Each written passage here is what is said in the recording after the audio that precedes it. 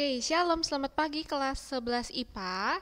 Ya, kita masih lanjutkan dinamika rotasi dan keseimbangan benda tegar.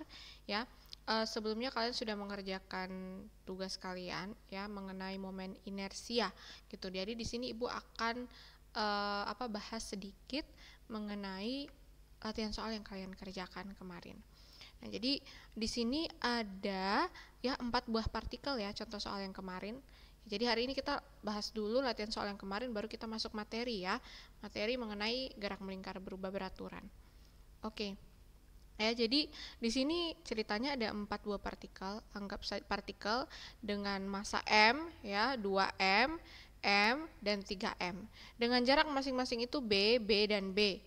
Nah, dia tanyanya, tentukan momen inersia di setiap sistem partikel kalau porosnya di A aksen dan B aksen. Ya, jadi kalau dalam soal ini dia pakai pemisalan ya, masanya M, 2M, M, 3M gitu. Ya. Nah, sekarang ya kita tahu ya kemarin sigma I sama dengan M R kuadrat ya. Sigma I sama dengan MR kuadrat ya. Jadi jumlah seluruh partikel kalau dia lebih dari satu partikel ya kemarin. Nah, sekarang kita lihat, oh dia berputar di A dan A aksen. Pastinya partikel yang ada di poros sumbu ini tidak bergerak ya, karena jaraknya di porosnya ya 0.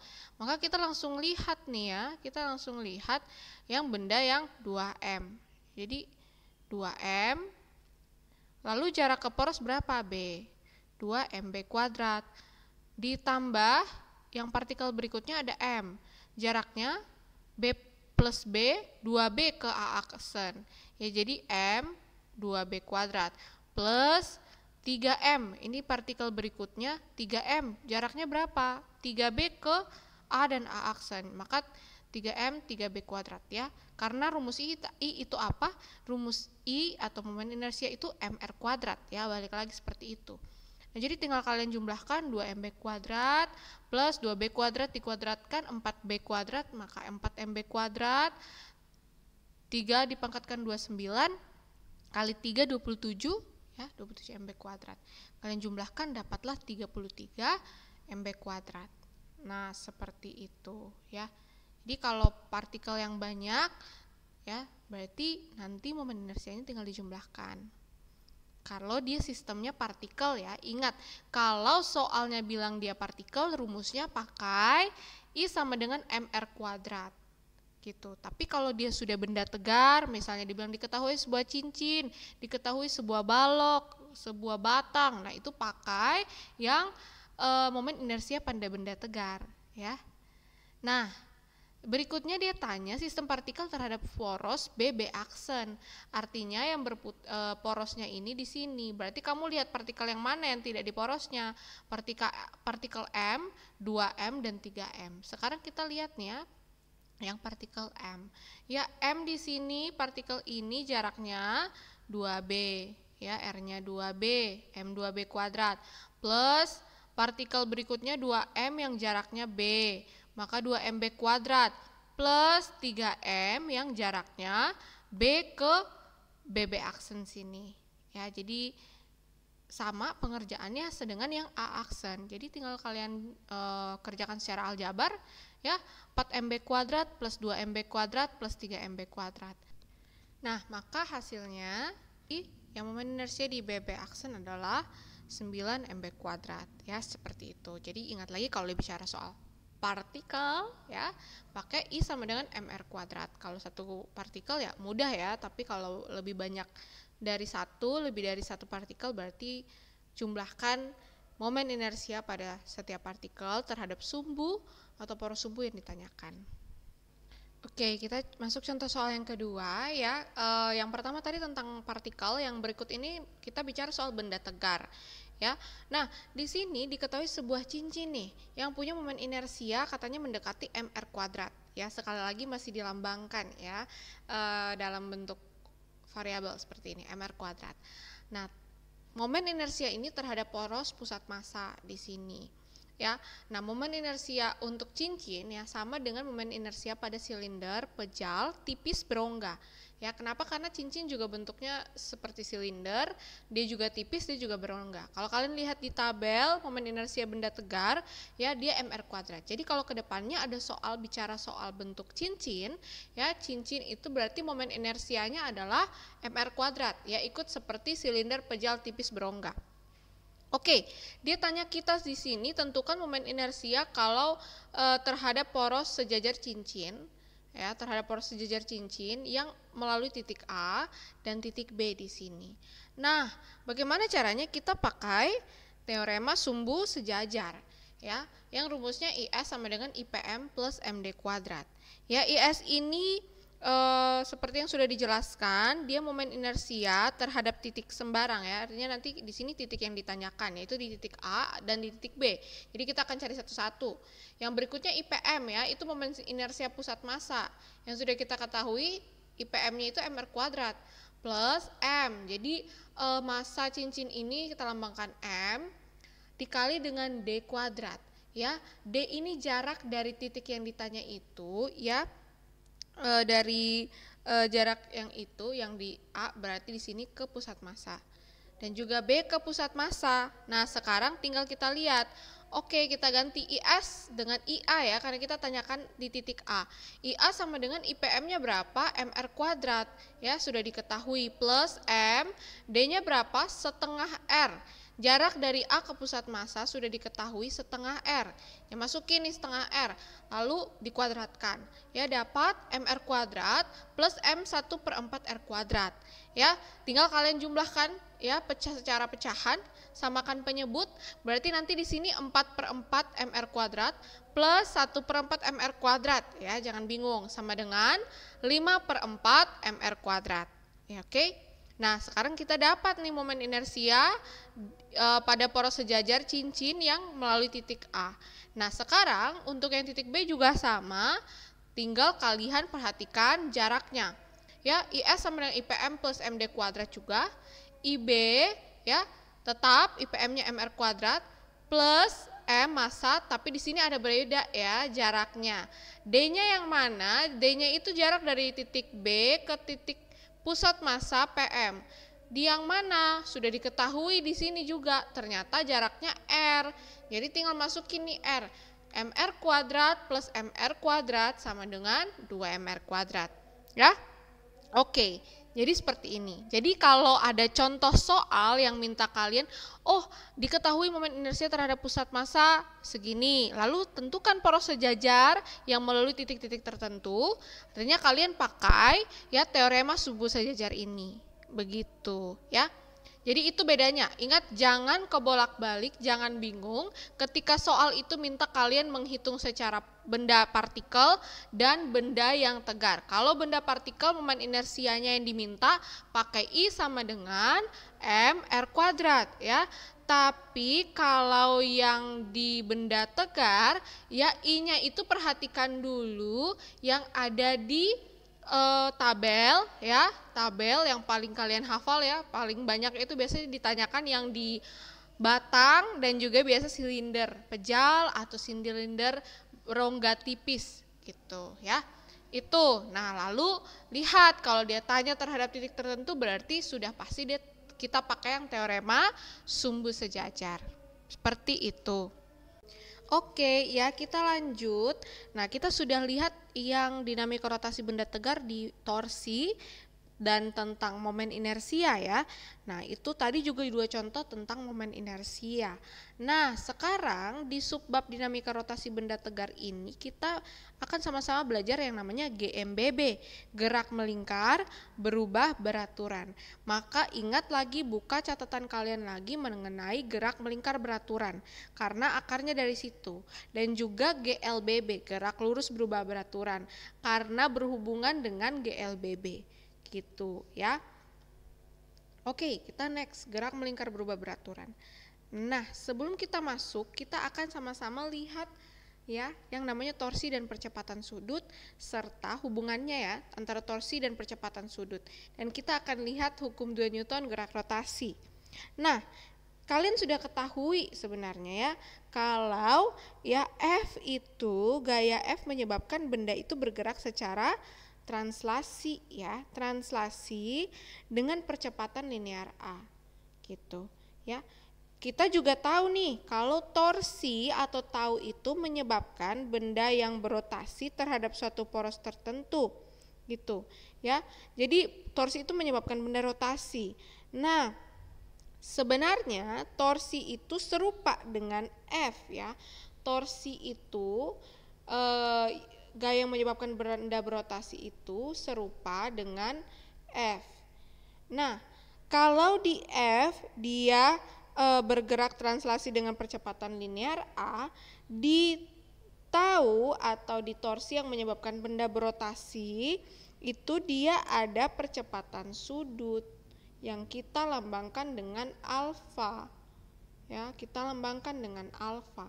Dia serupa dengan percepatan linear atau tangensial yang kita lambangkan dengan A di gerak translasi gitu. Nah, dari kedua ini kita mau sama-sama lihat kaitannya torsi dengan percepatan sudut alfa dari gerak rotasi. Nah, kita akan sama-sama menurunkan persamaan yang menghubungkan torsi dengan percepatan sudut. Ya, torsi dan percepatan sudut. Nah, sekarang ini ada sebuah gambar nih ya. Sebuah gambar, jadi ada sebuah benda atau anggap saja ini partikel ya, anggap saja partikel ya atau benda di sini di atas meja ditaruhnya, dia bermassa M nih, bermassa M. Nah, dia sedang berotasi ya, berputar. Nah, dengan jarak R ya dari poros ini. Berotasi dengan jarak R pada poros ini. Nah, dia punya sebuah gaya F ya. Ternyata gaya F-nya itu akan tegak lurus terhadap lintasan partikel ya, yang memberikan percepatan tangensial. Gitu, dia tegak lurus. Nah, sesuai dengan contoh ini ya, kita dapatkan persamaannya seperti ini. Nah, ini adalah rumus apa? F sama dengan MA. Ini adalah rumus hukum 2 Newton pada gerak lurus ya. Nah, F sama dengan MA. T ini tangensial. Jadi kalau ada bilang percepatan tangensial itu sama dengan percepatan linear ya di gerak lurus. Nah, F sama dengan MA. Nah, kita tahu bahwa A itu ya buka lagi GMBB-nya, percepatan itu ya sama dengan jari-jari dikali dengan percepatan sudut atau alfa. Jelek. Ya, jari-jari dikali dengan percepatan sudut atau alfa. Nah, jelek ya tulisan ibu, gitulah pokoknya. Ya, si AT ini sama dengan R dikali alfa. Ya. Nah, maka kita dapat F sama dengan MA, F sama dengan M kali R alfa. Nah, sekarang kita mau kalikan semua ruas dengan R. R kali F sama dengan MR kuadrat ya, R dikuadratkan alfa. Nah, dari sini kita dapat nih ya, rumus tau atau torsi itu kan F kali R ya, F kali R dapatlah, dan kita tahu bahwa MR kuadrat itu adalah rumus momen inersia partikel. Hanya kita alfanya kita turunkan, maka kita dapat ya hubungan torsi dan percepatan sudut, yaitu tau sama dengan I alfa. Inilah yang disebut dengan hukum 2 Newton pada gerak rotasi. Nah, jadi kita kenal nih RF sebagai torsi gaya tau dihasilkan oleh gaya F ternyata pada poros rotasi partikel, dan MR kuadrat sebagai momen inersia ya partikel gitu. Nah, maka sebenarnya tau sama dengan I alfa ini ya adalah hukum 2 Newton yang bergerak rotasi. Dia serupa dengan hukum 2 Newton pada gerak lurus yang bergerak secara translasi, yaitu F sama dengan M kali A. Jadi sebenarnya dalam gerak rotasi ya, sebalik lagi sudah kita bahas sebelumnya, torse itu berperan seperti gaya pada gerak translasi. Nah, oke, jadi keterangannya ingat lagi, tahu itu torsi, momen gaya ya, Newton meter satuannya. Itu momen inersia ya, kilogram meter kuadrat satuannya. Alfa itu percepatan sudut, radian per second kuadrat ya, gitu. Radian per second kuadrat. Nah, sekarang kita akan lihat analog atau analogi ke GLBB dan GMBB. Keserupaannya itu seperti apa? Nah, sebenarnya ya di kelas 10 ingat lagi kalian sudah belajar yang namanya gerak melingkar beraturan atau GMB ya. Nah, yaitu gerak melingkar yang suatu benda dengan kecepatan sudut tetap. Kalau GMB gerak melingkar dengan kecepatan sudut tetap. Nah, artinya di GMB itu percepatan sudutnya 0. Nah, hal yang sama juga di GLB ya. GLB juga kecepatannya tetap dan percepatannya 0. Nah, mirip GLB dan GMB, begitu juga di GMBB dan GLBB. Nah, percepatan sudut atau alfa yang ditimbulkan oleh resultan torsi ya itu dia tidak 0. Ya, karena dia yang menyebabkan benda tegar itu berotasi semakin cepat. Jadi ketika benda tegar itu berotasi, ya dia punya alfa atau percepatan sudut yang tetap yang mempengaruhinya gitu. Nah, gerak rotasi dengan percepatan sudut tetap ini yang kita namakan dengan GMBB atau gerak melingkar berubah beraturan. Kalau di GLBB percepatan linearnya tetap ya. Nah, kayak gitu. Nah, ada keserupaan. Nah, sekarang kita lihat yang pertama ya, Ibu akan mulai dari yang GLBB deh. Jadi baru sambung ke GMBB ya. Karena kalian lebih tahu dulu yang GLBB. Nah, kan kecepatan sama dengan ya, kecepatan akhir sama dengan kecepatan awal ditambah dengan percepatan dikali waktu. Nah, kalau di GMBB ya kecepatan itu kita lambangkan dengan omega. Ini adalah lambang kecepatan sudut, omega. Jadi kecepatan sudut akhir ya, kecepatan di GMBB sama konsepnya dengan GLBB. Artinya kalau percepatannya tetap, dia punya kecepatan yang berubah-ubah. Ya. Karena dia punya percepatan. Nah, maka di GMBB kecepatan sudut atau kita baca ini omega ya, bukan W, omega ya. Gambarnya juga beda, cara penulisannya beda nih. Omega sama dengan kecepatan sudut awal atau omega awalnya plus alfa kali T plus percepatan sudut dikali waktu. Ya, jadi omega di sini serupa dengan V, kecepatan sudut serupa dengan kecepatan di linear, kayak gitu ya. Alfa dengan percepatan di gerak lurus. Nah, sekarang yang kedua ini posisi. Nah, delta X ya, kadang itu kita cari jarak atau titik letak posisi sebuah benda bergerak.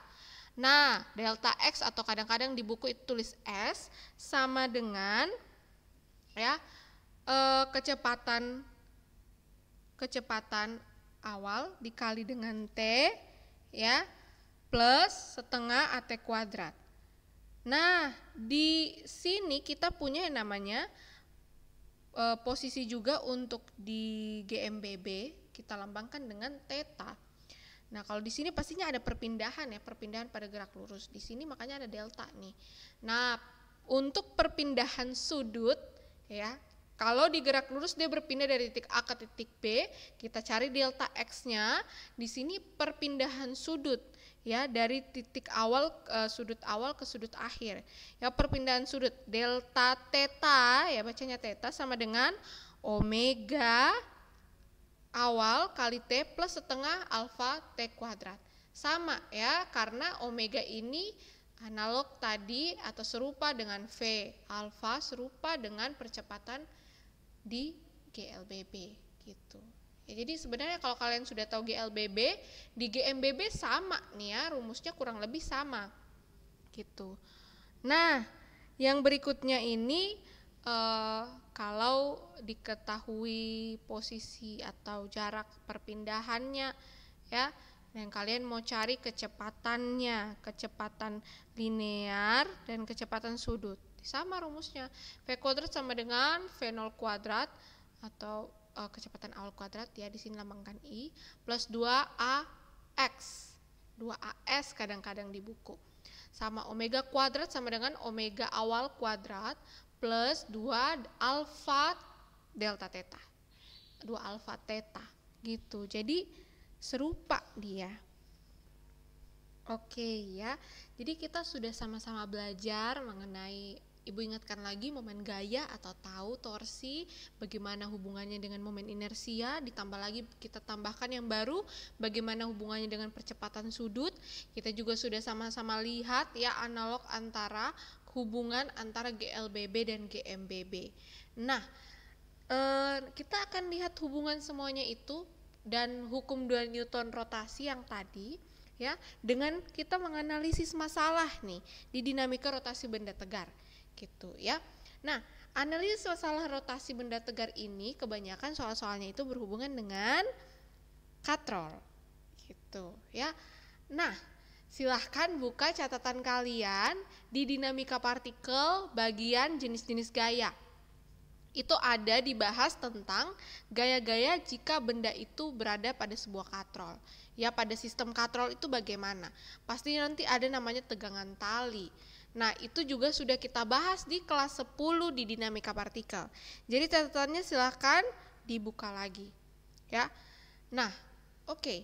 Kita akan masuk contoh soal biar lebih jelas karena kita akan sama-sama analisis masalah nih. Nah, ceritanya ya ada sebuah katrol di sumur ya. Sebuah silinder pejal berjari-jari 15 cm ya. Ini silinder pejalnya. Masanya 2 kg ya, dijadikan katrol pada sebuah sumur gitu. Nah, batang yang dijadikan poros memiliki permukaan licin sempurna. Jadi si batang ini yang dijadikan poros itu dia gaya geseknya tidak ada ya, karena licin sempurna. Jadi kita tidak lihat gaya geseknya nih. Nah, seutas tali yang masanya dapat diabaikan, jadi talinya juga kita masanya abaikan. Nah, digulung pada si silinder ini ya, jelas ya kayaknya gambarnya di sini. Ya, digulung di sini nih. Kemudian ember bermasa 1 kg, ember ini diikat nih di ujung talinya. Nah, sekarang dia tanya tentukan percepatan ember saat dia jatuh di dalam sumur. Ini masalahnya ya. Jadi kita harus menentukan percepatan ember saat dia jatuh ke dalam sumur. Nah, kita pakai yang tadi ya, hukum 2 Newton pada gerak rotasi. Sebelumnya kita diketahui ditanya deh. Yang pertama kita ketahui massa katrol 2 kg. Ya, massa katrol nih. Jari-jari atau jari-jari dari si katrol ini, silinder pejal ini ketahuinya 15 cm. Satuan SI jangan lupa bawa dulu ke meter, 0,15 meter ya. Nah, momen inersianya setengah mr kuadrat. Dari mana Ibu tahu gitu ya? Tiba-tiba kok nggak ada di soal, Ibu kasih 1/2 mr kuadrat. Nah, balik lagi, kalian lihat tabel yang sudah kalian pelajari di minggu sebelumnya ya, tabel pada momen inersia benda tegar. Benda tegarnya apa? Silinder pejal, ya, setengah mr kuadrat dia. Jadi kalau ada soal dia bilang silinder pejal, benda tegar apapun itu berhubungan dengan rotasi, tapi dia tidak kasih tahu momen inersianya, kalian harus tahu sendiri gitu ya. Jadi makanya Ibu bilang yang tabel itu beberapa dihafal gitu. Terutama seperti silinder pejal yang sering keluar, silinder berongga, batang ya. Seperti itu. Ya, jadi itu setengah mr kuadrat. Lalu diketahui massa ember ya 1 kg. Nah, di sini Ibu bedakan ya, M besar, M kecil. M besar untuk katrol, M kecil untuk ember ya. Itu hanya masalah lambang saja biar tidak bingung. Nah, dia tanya apa? Percepatan saat embernya jatuh ke sumur gitu. Nah, A-nya ini A apa? A translasi ya. Kenapa? Karena kita mau lihat percepatan embernya itu jatuh. Embernya itu jatuh secara translasi atau gerak lurus. Tapi akan ada hubungan di sini, di katrol dengan rotasi. Karena katrolnya ini berputar ya untuk menurunkan waktu ember ini turun ke bawah. Gitu. Nah, lihat nih, lihat katrolnya.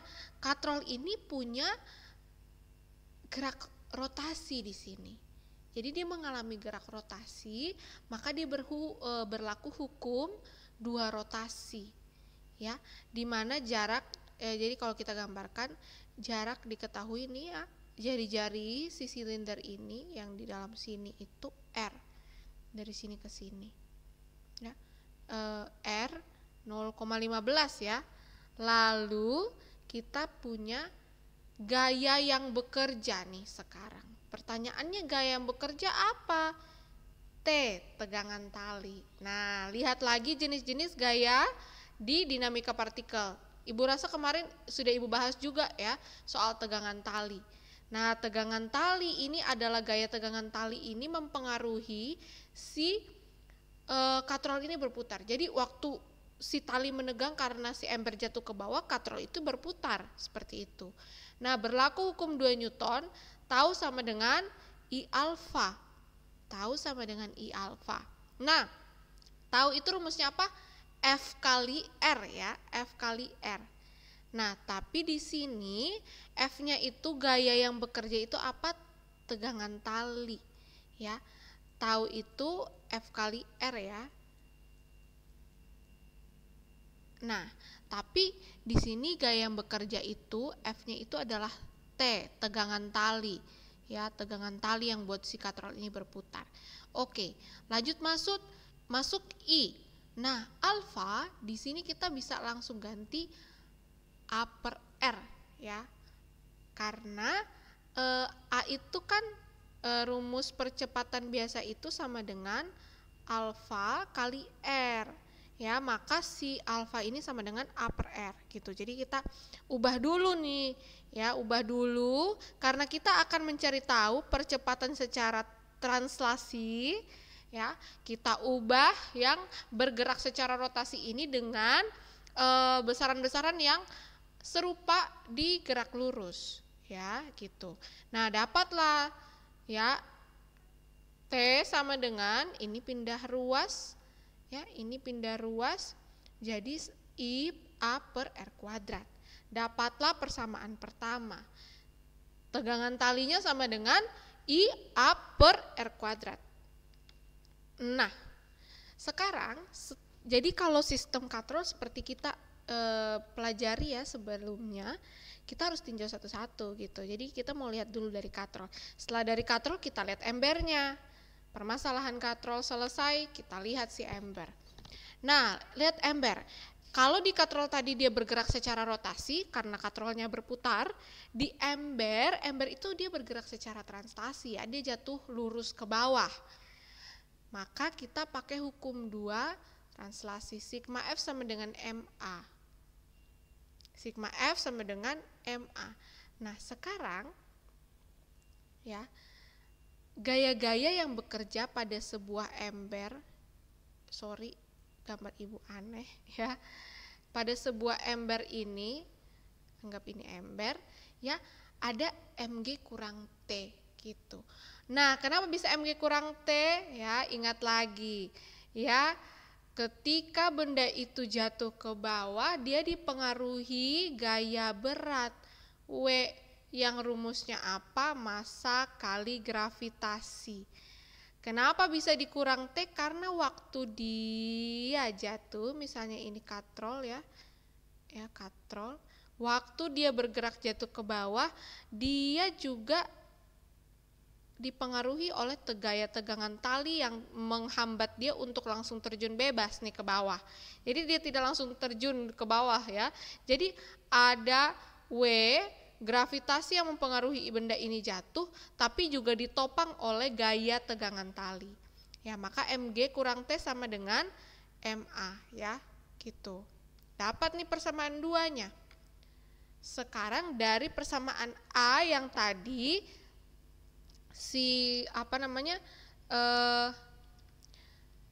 tegangan tali yang tadi ini ya, T sama dengan I A per R kuadrat, kita masukkan ke sini yang ada T-nya nih ya, yang ada T-nya. Kita masukkan persamaannya. Ya, jadi Mg tadi kita ketahui T itu I A per R kuadrat ya, masukin dulu sama dengan MA. Oke, M kali G sama dengan MA, kita pindah ruas ya, plus I A per R kuadrat ya, tinggal pindah ruas penjumlahan. Ya, karena kita mau samakan A-nya, kita punya variabel yang sama yaitu A di sini ya. Nah, Mg sama dengan A dikali ya, A-nya karena sama kita bisa keluarkan, masing-masing punya variabel A. Ya ini sistem aljabar ya. Jadi jangan bingung nih, pelan-pelan ya.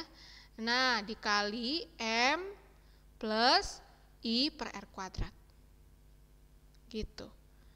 Nah, tadi ditanya apa soalnya? Ditanya percepatan si ember jatuh. Jadi kita cari tahu A-nya. Maka A sama dengan Mg, ya ini pindah ruas, per M plus I per R kuadrat. Ya dapatlah rumusnya dari turunan rumus ya, dari si percepatan. Setelah itu kita tinggal masukkan angka-angkanya. Nah, tinggal masukin nih ya momen inersianya ya. Nah, sekarang kita punya tadi sudah dapat persamaan A ya dari yang kita uraikan nih, Mg per M plus I per R kuadrat. Nah, Ibu belum masukkan angkanya, tapi Ibu masukin persamaan yang tadi yang sebelumnya diketahui mengenai momen inersianya, yaitu ternyata momen inersia silinder pejal itu setengah mr kuadrat. Masukin nih ya, Mg per M-nya tetap, I-nya masukin jadi setengah mr kuadrat per R kuadrat. R kuadrat per R kuadrat habis ya. Nah, masukin lagi Mg per M plus setengah M besar. Nah, dapatlah persamaannya A yang paling sederhana. Nah, kita bisa lihat ya, makanya Ibu tadi bilang Ibu bedakan antara M kecil dan M besar. M kecil ini M ember, M besar ini punyanya katrol. Nah, tinggal masukin, tadi ketahui massa ember itu 1 kg, 1 kali percepatan gravitasinya 10 per massa embernya 1 plus 1/2 kali massa katrolnya itu 2 kg. Ya, diketahui sebelumnya, 1 kali 10, 10, 1 plus 2 bagi 2, 1, 1 tambah 1, 2, 10 bagi 2, 5 meter per second kuadrat. Jadi si ember ini ya bergerak dengan percepatan 5 meter per second kuadrat. Gitu ya. Nah, jadi untuk analisa ya atau analis masalah dinamika rotasi pada benda tegar ya, kalau dalam sistem katrol artinya pasti ada dua nih ya, dia bergerak secara rotasi di bagian katrolnya. Kalian pakai uraikan dengan hukum 2 Newton rotasi, sigma tau sama dengan ya I alfa. Nah, waktu ada benda yang menggantung pada tali yang bekerja di sebuah katrol, baru pakai hukum 2 Newton translasi, sigma F sama dengan MA gitu. Nah, lalu uraikan gaya-gaya pada setiap sistem. Kalau di sistem katrol, lihat sistem apa yang bekerja gayanya. Ya, kebanyakan pasti kalau untuk sistem di katrol itu gaya tegangan tali, ya, gaya tegangan tali gitu. Lalu waktu benda yang digantung di katrol pasti ada pengaruh dari gaya gravitasi seperti itu ya. Jadi buka lagi catatan di dinamika partikel ya. Oke ya. Nah, sekarang silahkan ambil waktu, take time beberapa menit, kalian bisa pause dulu lalu kerjakan latihan soal ini. Ya, jadi ada 3 sistem di sini ya. Katrol, benda M2, M1. Tinjau dari masing-masing. Nih, cara kerjanya tinjau dari masing-masing. Nah, gaya yang bekerja pada setiap sistem di sini. Ya, di sini juga diketahui dia silinder pejal. Nah, silinder pejal ya. Oh, sudah dikasih tahu nih I-nya setengah mr kuadrat. Kamu tentukan percepatan A yang dialami beban M1 M2. Ya, kurang lebih sama seperti contoh yang tadi gitu ya. Percepatannya seperti contoh yang tapi yang tadi itu hanya 1 benda yang digantung ya. Kalau 2 bagaimana? Ya, itu sudah dipelajari juga di dinamika partikel di catatan sebelumnya. Nah, silahkan perhatikan gitu ya. Tapi kemarin kita hanya lihat tegangan talinya saja, katrolnya kita abaikan gitu. Nah, sekarang setelah kalian dapat percepatannya, dia tentukan besar tegangan tali nih yang bekerja di M1 dan besar tegangan tali di M2. Nah, dari percepatan nanti kalian bisa dapat T1 dan T2-nya. Begitu ya. Oke, silahkan mencoba. Nah, tadi kita sudah belajar yang analisis masalah dinamika rotasi. Nah, kita punya permasalahan yang baru ya. Sekarang pertanyaannya, apa sih bedanya gerak rotasi, gerak translasi, dan gerak menggelinding? Nah, kalau gerak translasi artinya dia bergerak secara lurus ya. Gerak rotasi ya, dia benda yang bergerak berputar pada porosnya. Nah, kalau gerak menggelinding kalian bisa lihat ya. Itu salah satu contohnya nih, pada benda yang jatuh pada bidang miring, misalnya bola ya, bola tuh kalian bisa bilang bolanya menggelinding gitu ya. Kalau tendang bola, bolanya menggelinding ke arah depan seperti ini, rolling ya, rolling bahasa Inggrisnya. Nah, atau benda yang benda berbentuk bulat yang jatuh di bidang miring itu menggelinding gitu ya. Nah, apakah itu termasuk rotasi atau translasi gitu. Nah, kalau kalian lihat ya contoh yang ini ya. Nah, sebenarnya benda yang bergerak menggelinding itu adalah gabungan dari benda yang bergerak secara translasi dan benda yang bergerak secara rotasi. Ya, artinya waktu si bola ini lihat, waktu dia berputar pada porosnya tidak? Iya, berputar pada porosnya, tapi dia tidak di tempat yang tetap, tapi dia sambil bergerak secara lurus ke depan. Nah, itu gerak menggelinding, gabungan dari gerak rotasi dan juga gerak translasi. Nah, sekarang pertanyaannya, Bu, apa maksudnya ini sih yang Ibu buat di sini gitu ya. Nah, perhatikan. Kita lihat dulu dari gerak di sini deh, yang translasi dulu ya, yang paling kalian seharusnya sudah hatam sama ini, udah familiar. Nah, untuk benda yang bergerak translasi saja ya, misalnya dia sebuah roda yang kamu dorong secara lurus saja ke depan ya, sambil lihat contohnya di sini waktu dia translasi ya. Kalau kita anggap ban roda ini ya seperti ini, dia bergerak translasi. Ini titik artinya partikel lah ya. Nah, di sini titik ketika partikel ini di titik ini, V di sini ya, V di ujung sini akan sama ya dengan V di titik pusat massanya dan V ketika dia berada di berada di bawah gitu ya, di titik ujung sini, di titik ujungnya ya, di titik ujung titik kontak dengan jalan lah anggapnya ya, titik kontak dengan jalan. Jadi titik di paling atas puncak sini dengan kecepatan di titik pusat massa dan kecepatan dia waktu kontak dengan jalan ya, anggap pada sebuah sepeda gitu ya, roda sepeda sorry.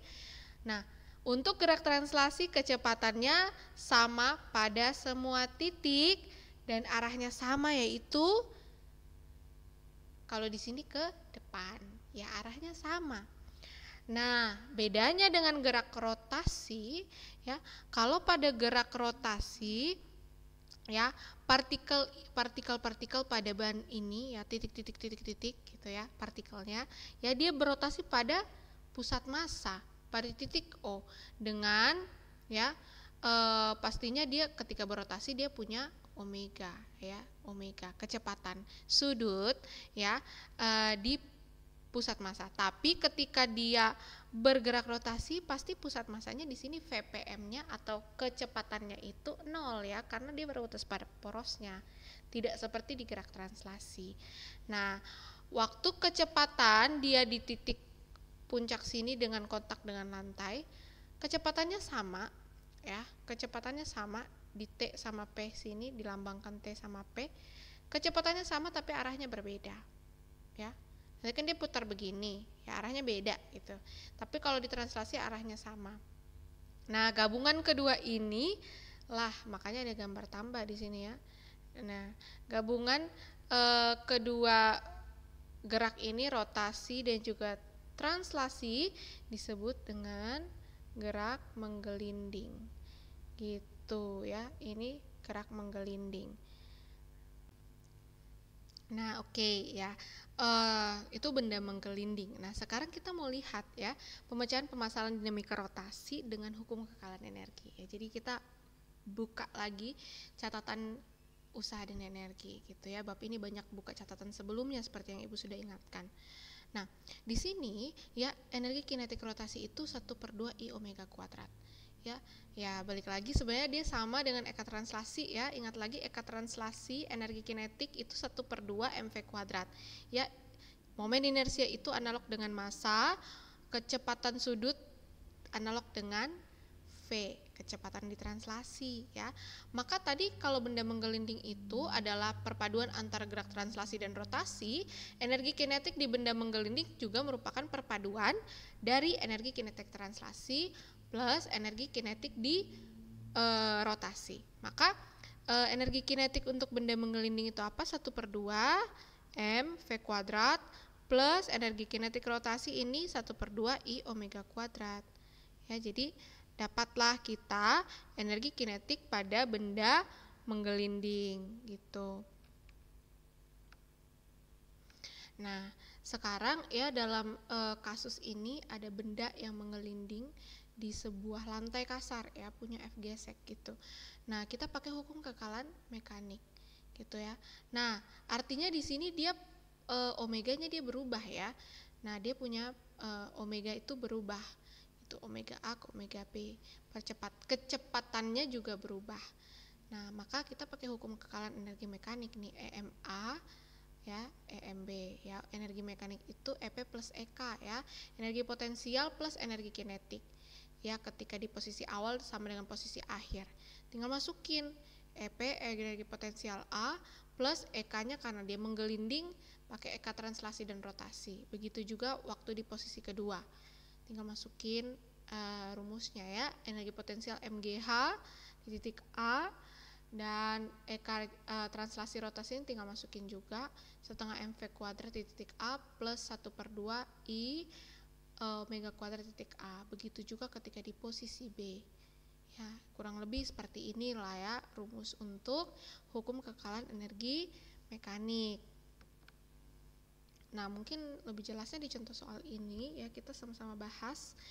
Nah, jadi ada sebuah silinder pejal, masanya 2 kg, bergerak menggelinding, kecepatannya 4 meter per second, V-nya 4 meter per second. Lalu dia minta kita tentukan energi kinetik yang dimiliki silinder pejal yang tadi bergerak. Ya, silinder pejal I-nya setengah mr kuadrat. Nah, karena dia menggelinding, artinya dia punya gerak translasi dan gerak rotasi. Ya, tinggal kita masukin EK totalnya, yaitu EK translasi plus EK rotasi. Ya, 1/2 mv kuadrat plus 1/2 I omega kuadrat. Sama dengan 1/2 mv kuadrat plus setengah kali 1/2 mr kuadrat I-nya ya.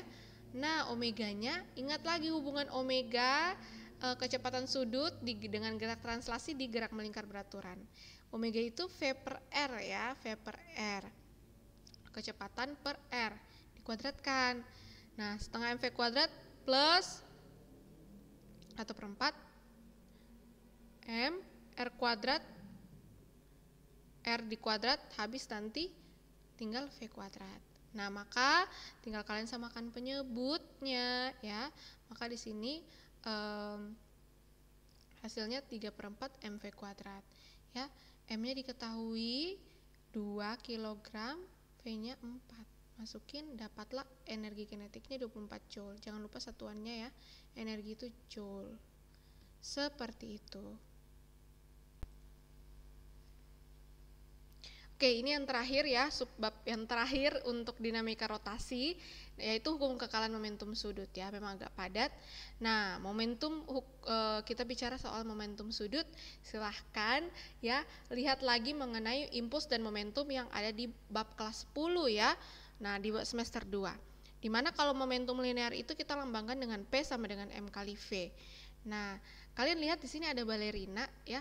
Ketika dia berputar ya, kalau dia mau cepat itu dari awalnya dia rentangkan tangan, dia menutup tangannya di depan dada gitu. Kalau kalian lihat contoh-contoh penari balet. Nah, itu ada hubungannya dengan ya momentum sudut gitu ya. Ketika dia merentangkan tangannya sebenarnya dia memperbesar momen inersianya. Momen inersia itu apa? Mr kuadrat. Jadi R-nya itu diperbesar. Ketika dia perbesar R-nya, maka kecepatannya dia itu akan mengecil. Nah, ketika dia memperpendek si tangannya ya dengan menaruhnya depan dada, maka sebenarnya nanti momen inersia mengecil dan dia akan punya kecepatan sudut yang semakin cepat. Nah, nanti kita akan pelajari maksudnya lebih jauh lagi di hukum kekalan momentum sudut. Nah, untuk momentum sudut di sini kita lambangkan dengan L sama dengan I omega ya. Nah, kalau momentum di momentum linear itu ingat P sama dengan MV ya. Nah, karena analognya kalau momentum sudut kita lambangkan dengan L, M-nya sama dengan I inersia ya, serupa, V-nya omega gitu. Ya. Jadi untuk momentum sudut kita lambangkan L sama dengan I omega. Nah, untuk arahnya sendiri, untuk arah momentum sudut ini, ya aturannya aturan tangan kanan, ya putar keempat jari kalian yang dirapatkan sesuai dengan arah gerak rotasi. Seperti ini contohnya nih, ya. Maka arah tunjuk ibu jari kalian itu menjadi faktor momentum sudutnya. Ketika dia putar seperti ini, ya momentum sudutnya arahnya ke atas ini seperti itu, ya. Nah, besar momentum sudut partikel ya karena kalau I itu MRV ya, MRV. Nah, karena I itu MR kuadrat ya, L sama dengan MR kuadrat untuk I-nya MR kuadrat ya. Ini dari sini.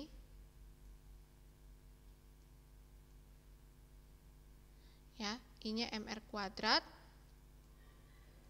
Lalu W-nya itu adalah V per R ya. Ingat lagi. Maka nanti di sini coret-coret dapatlah ini MRV. Tapi ini untuk partikel. Nah, kalau untuk momentum sudut pada benda tegar, I-nya itu tergantung pada bendanya. Ya, berarti momentum sudut itu kilogram meter kuadrat per second, momen inersia itu kilogram meter kuadrat, kecepatan sudut balik lagi satuannya radian per second. Itu, ini rumus momentum sudut. Nah, ini ya, ini yang berhubungan tadi penari itu balet itu berhubungan dengan besar momentum sudut. Jadi hukum kekalan momentum sudut itu jika tidak ada resultan momen gaya luar yang bekerja pada sistem, ya sigma taunya itu sama dengan 0, torsinya itu 0. Nah, momentum sudut sistem ini akan tetap atau kekal gitu. Jadi ketika dia berputar pada posisi pertama L1 sama dengan L2. Nah, maka rumusnya itu pakai yang pertama tadi ya I omega. I omega pada posisi 1 dengan I omega sama dengan I omega pada posisi kedua. Nah, jadi momentum sudut awal penari sama dengan momentum sudut di akhir penari ketika dia merentangkan tangan dan ketika dia menutup tangannya di depan dada ya. Nah, serta pada penari ini sebenarnya tidak bekerja resultan torsinya. Resultan torsinya itu sigma taunya itu 0 gitu ya. Oke. Nah, kita langsung dicontoh soal mudah. Kalau soal momentum sudut rata-rata bicara soal penari balet ya, atau ice skating gitu. Nah, jadi penari balet ini berputar dengan lengannya terentang, omeganya itu 3 radian per second, dia punya I 12 kg per meter, 12 kg meter kuadrat. Jika ketika dia rapatkan tubuhnya, momen I-nya ini tuh jadi 4 kg meter kuadrat. Dia tanya kecepatannya berapa sih, kecepatan sudutnya ketika si dia merapatkan tangannya. Nah, karena tidak ada gaya luar ya, kita berlaku hukum kekalan momentum.